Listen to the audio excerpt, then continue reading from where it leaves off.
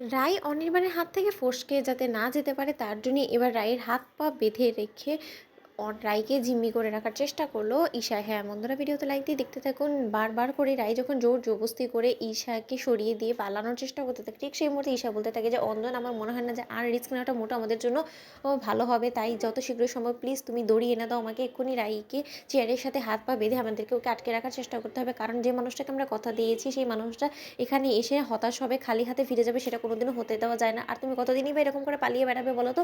তোমার উদ্দেশ্য যদি খারাপ নাই হয়ে থাকে তাহলে তুমি নিজেকে কেন এতটা আড়াল করার চেষ্টা করছো বলো তো? তোমার মধ্যে যদি সততাটা থেকে থাকে তাহলে তুমি পরিস্থিতির সাথে লড়াই করতে চাইবে। তুমি পরিস্থিতির সাথে লড়াই না করে এত তাড়াতাড়ি নিজের জীবন থেকে হার মেনে নিলে, মানছি আমি তোমার জীবনে অনেকটা তিক্ততা তৈরি হয়েছে, তার জন্য হয়তো বা সেই থেকেই তুমি আর তোমার অতীত জীবনে ফিরে যেতে চাও না, কিন্তু তাই বললে তুমি তোমার পরিবারকে এরকম করে কষ্ট দিয়ে, সকলকে এরকম করে নাজেহাল করে নিজেকে সুখে রাখার চেষ্টা করলে, তাহলে তো আমি বলবো যে তোমার মধ্যে স্বার্থপরতা আছে, এবং তোমার এই স্বার্থপরতাটাই তোমার জীবনে সর্বনাশ ডেকে আনবে। রাই অন্যদিকে রাই বলতে থাকে যে দেখো ঈশা, তুমি কিন্তু আমার হাত পা বেঁধে আমাকে এখানে জিম্মি করে রাখাটা যথেষ্ট পরিমাণে অন্যায় কাজ করছো, তুমি সেটা ভুলে যেও না। আমি কিন্তু তোমার বিরুদ্ধে অ্যাকশন নিতে পারি। ঠিক সেই সময় ঈশা বলতে থাকে যে তুমি যদি এতটাই অকৃতজ্ঞ হয়ে থাকো তাহলে তুমি না হয় আমার বিরুদ্ধে অ্যাকশন নিবে, কিন্তু এই যাত্রায় অনির্বাণ দা যতক্ষণ পর্যন্ত না তো এখানে আসছে, তোমার সাথে সামনাসামনি হচ্ছে, ততক্ষণ পর্যন্ত এখান থেকে তুমি কোথাও যেতে পারবে না। অন্যদিকে অনির্বাণকে ফোন করে ঈশা তাড়া দিতে থাকে এবং বলতে থাকে যে অনির্বাণ দা তুমি কি এখনো রওনা হন? অন্যদিকে অনির্বাণ বলতে থাকে যে না না ঈশা, আমি অনেকটা পথ চলে এসেছি, কিছুক্ষণের মধ্যেই আমি চলে আসবো, কেন হঠাৎ করে তুমি আমাকে এত তাড়া দিচ্ছ কেন বলো তো ঈশা? তখন ঈশা বলতে থাকে যে অনির্বাণ দা,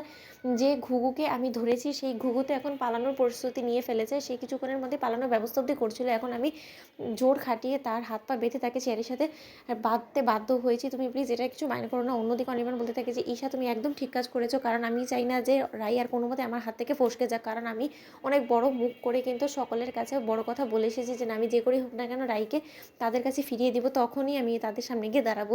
আমি এবার কোনো মতে খালি হাতে ফিরতে চাই না। রাই যতই চেষ্টা করুক না কেন প্লিজ ওকে আটকে রাখার জন্য যাবতীয় যা যা করার প্রয়োজন সে সব কিছু করো। অন্যদিকে নীলাঞ্জনা যখন জেল থেকে ছাড়া পাওয়ার পর নিউজ পেপারে রাইয়ের এই মিসিং পোস্টটা দেখতে পাই, ঠিক সেই সময় নীলাঞ্জনা বলতে থাকে যে সর্বনাশ করেছে রাই, দিদিভাইকে এতবার মারার চেষ্টা করা সত্ত্বেও ও তার মানে মরেনি, ও যদি মরেই যেই থাকতো তাহলে তো রাইয়ের খোঁজ করে এরকম একটা খবরের কাগজে খবর ছাপানো হতো না, তার মানে রাই দিদিভাই এখনও জীবিত আছে। এবার যে করে হোক না কেন আমার পরিবারের লোকেরা রাই দিদিভাইয়ের কাছে পৌঁছানোর আগে আমার ওর কাছে পৌঁছে ওকে চিরতরে শেষ করিয়ে দিতে হবে, ওকে পৃথিবী থেকে সরিয়ে দিতে হবে, কারণ ওর জবানবন্দিটা এবার আমাকে আরও বেশি শাস্তির আওতায় এনে ফেলতে পারে। এবার ওর কোনো রকম কোনো মুখ খোলার আগেই আমার ওর অবধি পৌঁছে ওকে এমন ঠিকানা লাগাতে হবে যেখান থেকে কিনা ওকে কেউ উদ্ধার করে না আনতে পারে। কিন্তু এই খবরটা তো নিশ্চয়ই আমি একা পড়ছি না, আরও লোক পড়ছে। এই খবরটা পড়ার পর যদি কেউ রাইয়ের ব্যাপারে খোঁজ দিয়ে দেয় তখন আমি কী করবো? তখন তো আমার সেই বিপদের হাত থেকে আমাকে কেউ রক্ষা করার জন্য আসবে না। কিন্তু রাই দিদিভাই এ যাত্রায় তোকে আমি আর কোনো মতে জীবিত থাকতে দিব না, তোকে মরতেই হবে। তো বন্ধুরা, ভিডিওটি ভালো লাগলে লাইক শেয়ার করে সাবস্ক্রাইব করতে ভুলো না।